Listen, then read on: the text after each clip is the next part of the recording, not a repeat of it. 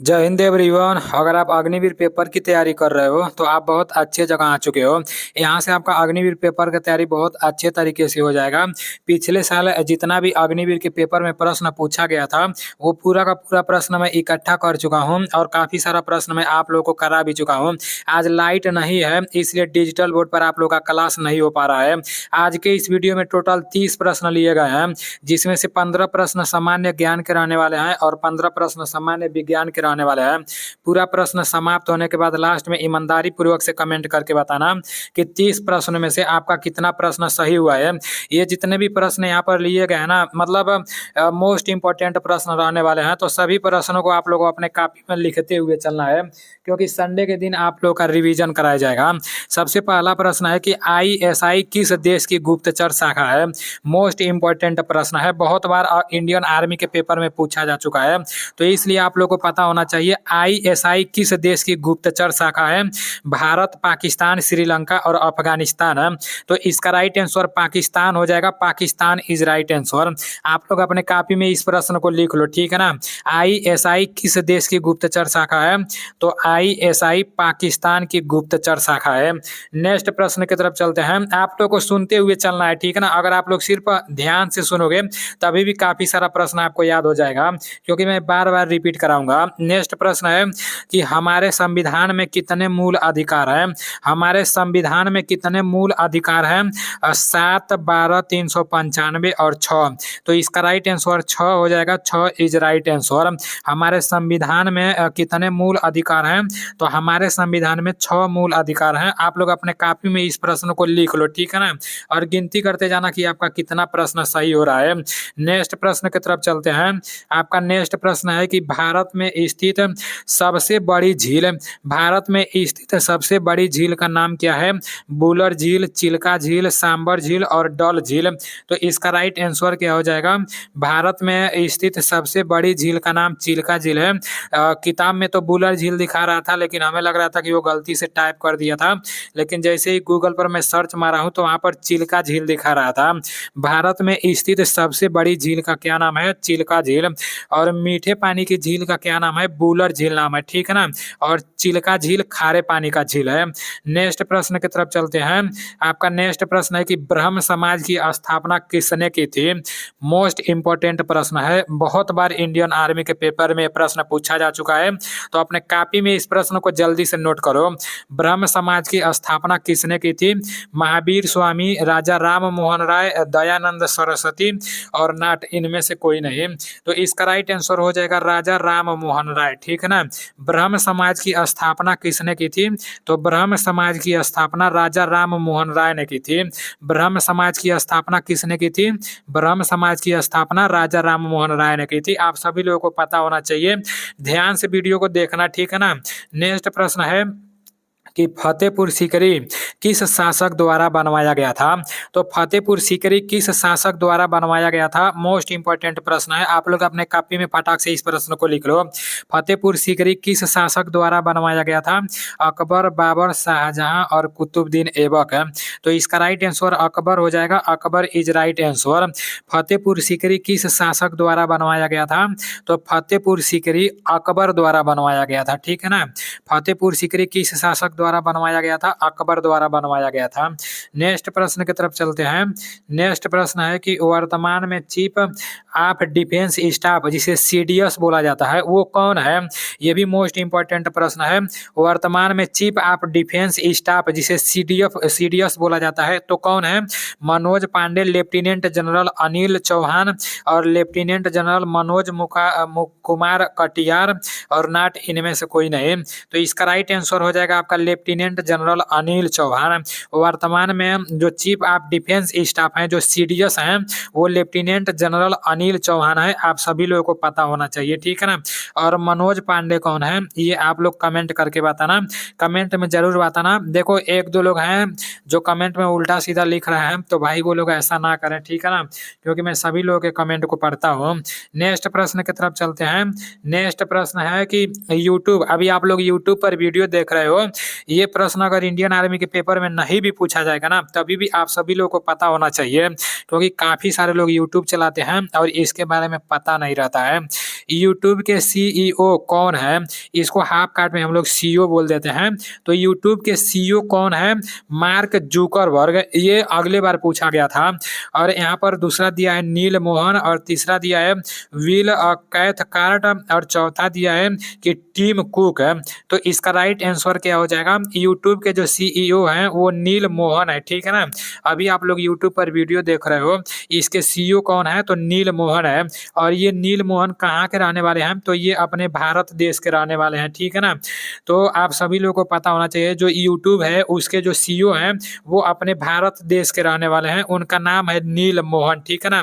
और फेसबुक के सीईओ कौन है? तो फेसबुक के सीईओ मार्क जुकरबर्ग है। अब व्हाट्सएप के सीईओ कौन है? ये आप लोगों को बताना है, ठीक है ना, क्योंकि व्हाट्सएप का भी पूछा जा सकता है। नेक्स्ट प्रश्न की तरफ चलते हैं। आपका नेक्स्ट प्रश्न है कि डूरंड कप किस खेल से संबंधित है? डूरंड कप किस खेल से संबंधित है?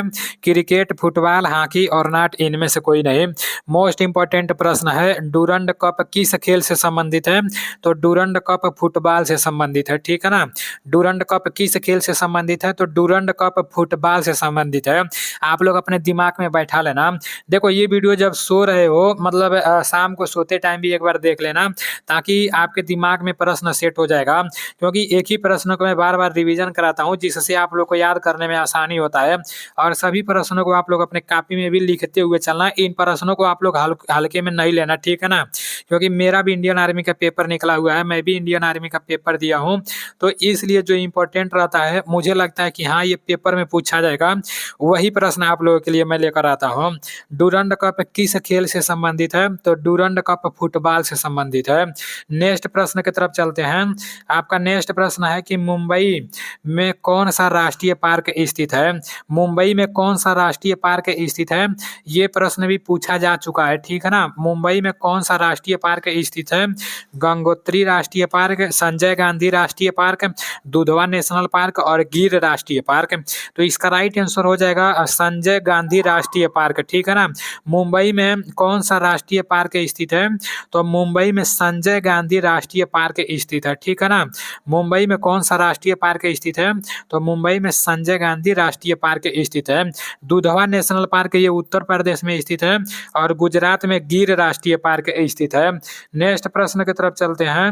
आपका नेक्स्ट प्रश्न है कि ओलंपिक खेल कितने वर्षों के अंतराल में होता है? ओलंपिक खेल कितने वर्षों के अंतराल में होता है? आप सभी लोगों को पता होना चाहिए। 3 वर्ष, 5 वर्ष, 4 वर्ष और 2 वर्ष। तो जो ओलंपिक खेल होता है वो कितने वर्षों के अंतराल में होता है? तो 4 वर्षों के अंतराल में होता है। ओलंपिक खेल कितने वर्षों के अंतराल में होता है? तो 4 वर्षों के अंतराल में ओलंपिक खेल होता है। आप सभी लोगों को पता होना चाहिए, ओलंपिक खेल 4 वर्षों के अंतराल में होता है। नेक्स्ट प्रश्न की तरफ चलते हैं। आपका नेक्स्ट प्रश्न है कि राष्ट्रीय नॉटिकल लेबोरेटरी में स्थित है, मतलब कहाँ पर स्थित है?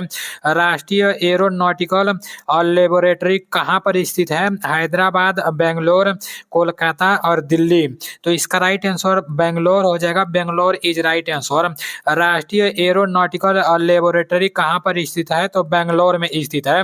ऐसा प्रश्न कभी कभी इंडियन आर्मी के पेपर में पूछ देता है, तो ये बहुत कठिन लगता है, क्योंकि जब सुने नहीं रहते हैं ना तो कठिन लगता है, जब सुने रहते हैं तो कोई भी प्रश्न कठिन नहीं लगता है। नेक्स्ट प्रश्न है कि प्रसिद्ध कामाख्या देवी मंदिर किस राज्य में स्थित है? ये तो इंडियन आर्मी का फेवरेट प्रश्न है, बहुत बार इंडियन आर्मी के पेपर में पूछा जा चुका है। प्रसिद्ध कामाख्या देवी मंदिर किस राज्य में स्थित है? हिमाचल प्रदेश, कर्नाटक, असम और मध्य प्रदेश। तो इसका राइट आंसर असम हो जाएगा। Assam is right answer. प्रसिद्ध कामाख्या देवी मंदिर किस राज्य में स्थित है? तो प्रसिद्ध कामाख्या देवी मंदिर असम में स्थित है, ठीक है ना। प्रसिद्ध कामाख्या देवी मंदिर किस राज्य में स्थित है? तो असम में स्थित है। असम के मुख्यमंत्री कौन है? हेमंत बिस्वा शर्मा है। ये आप सभी लोगों को पता होना चाहिए। और असम के जो राज्यपाल हैं ये भी आप लोगों को पता होना चाहिए। पूरे राज्यों के राज्यपाल के बारे में पता होना चाहिए और पूरे राज्यों के राजधानी के बारे में पता होना चाहिए। नेक्स्ट प्रश्न है कि संसद के निचले सदन को क्या कहते हैं? संसद के निचले सदन को क्या कहते हैं? राज्यसभा, संसद, लोकसभा और राष्ट्रपति भवन है। तो संसद के निचले सदन को लोकसभा कहते हैं। मैं आप लोग को कई बार बता चुका हूँ, संसद के निचले सदन को क्या कहते हैं? लोकसभा कहते हैं। अभी ये जो आप लोग को काला काला चारों तरफ दिख रहा है, तो आप लोग कमेंट करके बताना कि ये आप लोग के देखने में अच्छा लग रहा है या नहीं लग रहा है। अगर ये काला वाला अच्छा नहीं लग रहा होगा तो इसको मैं मतलब व्हाइट कर सकता हूँ, सफ़ेद कर सकता हूँ, इसलिए काला किया हूँ। आप लोग वीडियो देख रहे होंगे तो काफ़ी मज़ा आ रहा होगा, आपके आंखों पर ज़्यादा मतलब प्रभाव नहीं पड़ रहा होगा। तो आप लोग कमेंट करके बताना कि ये काला ही सही है या इसको व्हाइट करें, सफ़ेद करें, ठीक है ना? जो भी कलर आप लोग बोलोगे उसको मैं करने का कोशिश करूंगा। नेक्स्ट प्रश्न है कि प्रथम परमवीर चक्र विजेता कौन थे? प्रथम परमवीर चक्र विजेता कौन थे? मेजर सोमनाथ शर्मा और मेजर होशियार सिंह, नायब सूबेदार बाना सिंह और नाट इनमें से कोई नहीं। तो इसका right answer major Somnath Sharma हो जाएगा। Major Somnath Sharma is right answer. प्रथम परमवीर चक्र विजेता कौन थे? तो प्रथम परमवीर चक्र विजेता मेजर सोमनाथ शर्मा थे, ठीक है ना? प्रथम परमवीर चक्र विजेता कौन थे? मेजर सोमनाथ शर्मा थे। आप लोग अपने दिमाग में बैठा लेना। अगर आप अग्निवीर जीडी या अग्निवीर ट्रेडमैन या अग्निवीर वोमेन मिलिट्री पुलिस है, अगर इसका तैयारी कर रहे हो ना, तो ये आपके लिए मोस्ट इंपॉर्टेंट है मेरे भाई। इसके अलावा आप लोग देखना पेपर में दूसरा कुछ नहीं पूछा जाएगा। अब ऐसा नहीं है कि आज के इस वीडियो में 30 प्रश्न लिया गया है तो यही 30 के 30 प्रश्न पूछ लिए जाएंगे, ऐसा नहीं होने वाला है मेरे भाई।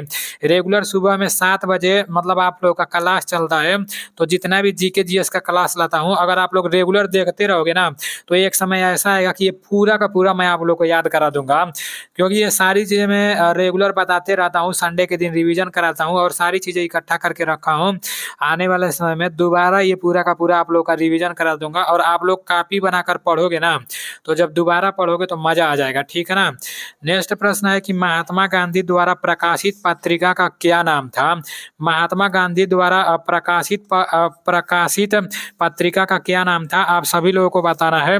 आपके सामने 4 ऑप्शंस है, स्वतंत्रता केसरी और इंडिया मिरर और दी हाइमस और यंग इंडिया। तो इसका राइट आंसर क्या हो जाएगा? इसका राइट आंसर यंग इंडिया हो जाएगा। Young India is right answer. Next प्रश्न की तरफ चलते हैं। अभी आप लोग के सामान्य ज्ञान के 15 प्रश्न समाप्त हो चुके हैं। अब सामान्य विज्ञान की तरफ चलते हैं। सामान्य विज्ञान का पहला प्रश्न है कि पाचन के बाद प्रोटीन किसमें बदलता है? तो पाचन के बाद प्रोटीन किसमें बदलता है? आपके सामने 4 ऑप्शंस है, एमिनो अम्ल, लैक्टिक अम्ल और लार और गैस्ट्रिक रस। तो इसका राइट आंसर एमिनो अम्ल हो जाएगा। एमिनो अम्ल इज राइट आंसर। पाचन के बाद प्रोटीन किस में बदल जाता है? तो पाचन के बाद प्रोटीन एमिनो अम्ल में बदल जाता है। नेक्स्ट प्रश्न की तरफ चलते हैं। देखो याद रखना, ठीक है ना? पाचन के बाद प्रोटीन एमिनो अम्ल में बदल जाता है। नेक्स्ट प्रश्न है कि हैमर अस्थि है। हैमर अस्थि है, अस्थि मतलब हड्डी होता है, ठीक है ना? हैमर कहाँ की अस्थि है? ह्यूमरस, मैलियस, स्टेपिज और फीमर है। तो इसका राइट आंसर मैलियस हो जाएगा। इंडियन आर्मी के पेपर में ये प्रश्न पूछा जा चुका है, तो याद रखना, ठीक है ना? नेक्स्ट प्रश्न की तरफ चलते हैं। आपका नेक्स्ट प्रश्न है कि बीसीजी टीके का उपयोग की रोकथाम के लिए किया जाता है। मतलब बीसीजी टीके का उपयोग किसके रोकथाम के लिए किया जाता है? हैजा, तपेदिक, टाइफाइड और रेबीज। तो इसका राइट आंसर तपेदिक हो जाएगा। तपेदिक इज राइट आंसर। बीसीजी टीके का उपयोग की रोकथाम के लिए किया जाता है। किसके रोकथाम के लिए किया जाता है? तो तपेदिक के रोकथाम के लिए बीसीजी टीके का उपयोग किया जाता है। नेक्स्ट प्रश्न की तरफ चलते हैं। आपका नेक्स्ट प्रश्न है कि मेंडल ने आनुवांशिकी के प्रयोग किस पर किए थे?